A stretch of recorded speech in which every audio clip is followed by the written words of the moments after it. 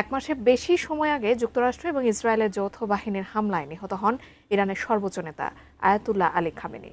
তবে মাস পেরিয়ে গেলেও এখনও দাফন করা হয়নি তার মরদেহ।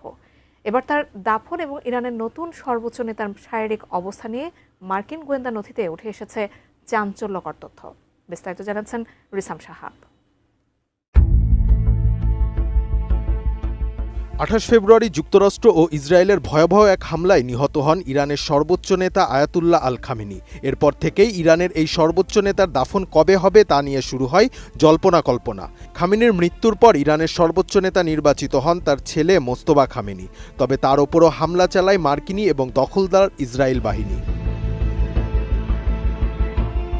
শুরুতে ট্রাম্প মোস্তফার মৃত্যুর কথা প্রচার করলেও পরে জানানো হয় গুরুতর আহত হয়েছেন তিনি।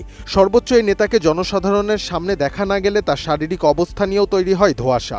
এরপর থেকে এই দুই নেতাকে নিয়ে তথ্য সংগ্রহ করতে থাকে মার্কিন গোয়েন্দা বাহিনী। এবার তাদের এই গোয়েন্দা নথি নিয়ে এক প্রতিবেদন প্রকাশ করেছে ব্রিটিশ সংবাদ মাধ্যম সানডে টাইমস, যেখানে উঠে এসেছে চাঞ্চল্যকর সব তথ্য। নতুন বাংলাদেশ গড়তে এলো জুলফিকার স্টিল। জুলফিকার স্টিল।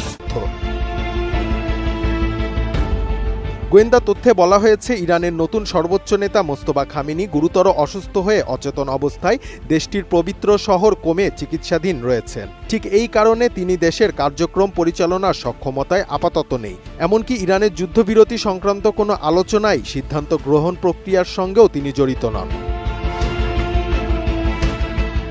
মার্চের শুরুতে বাবার উত্তরসূরি হিসেবে নির্বাচিত হওয়ার পর মোস্তফা খামেনিকে আর জনসমক্ষে দেখা যায়নি। এরপর তার নামে দুটি বিবৃতি ইরানের রাষ্ট্রীয় টেলিভিশনে পাঠ করা হয়েছে। ইরানি কর্মকর্তারা দাবি করছেন নতুন সর্বোচ্চ নেতা এখনও দেশ নিয়ন্ত্রণ করছে। তবে আগের বিভিন্ন প্রতিবেদনে তার শারীরিক অবস্থার অবনতির কথা উঠে এসেছে। বিরোধী গোষ্ঠীগুলো বলছে তিনি হাসপাতালে চিকিৎসাধীন এবং কোমায় আছেন। ওই নথি অনুযায়ী আলী খামেনির মরদেহ কোমেই দাফনের প্রস্তুতি চলছে। শহরটি